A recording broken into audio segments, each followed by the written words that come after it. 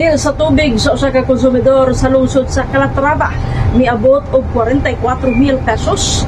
Kini ang balita nga atong gitutukan.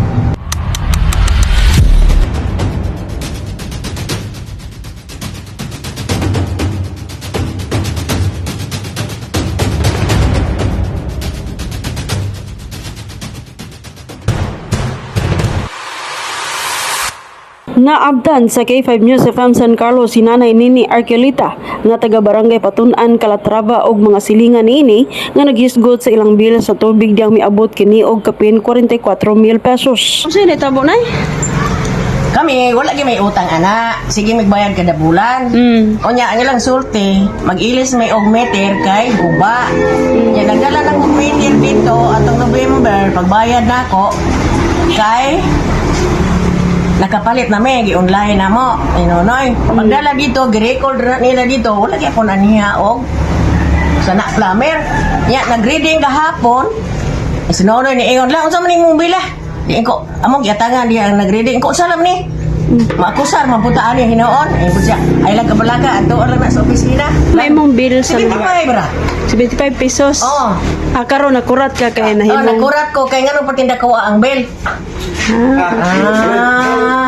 Samtang sa interview sa K5 News FM San Carlos sa Superintendent sa Calatrava Waterworks Department.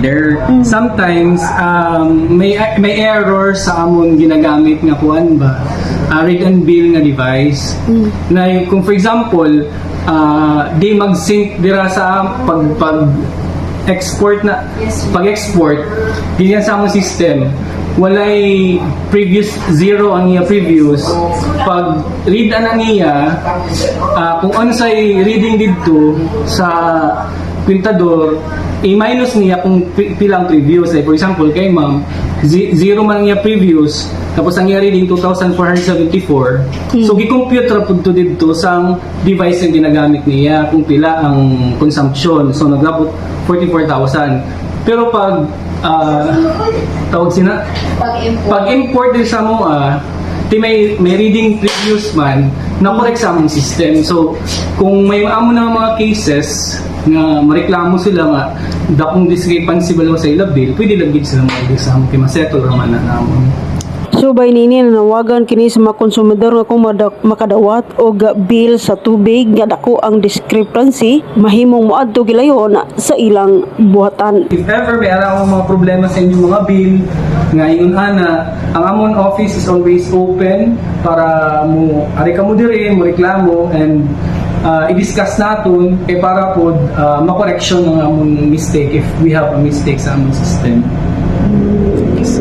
Sa pikas bahin, ang balayranan ni Nanay Nini Arquelita moabot na lang og 75 pesos.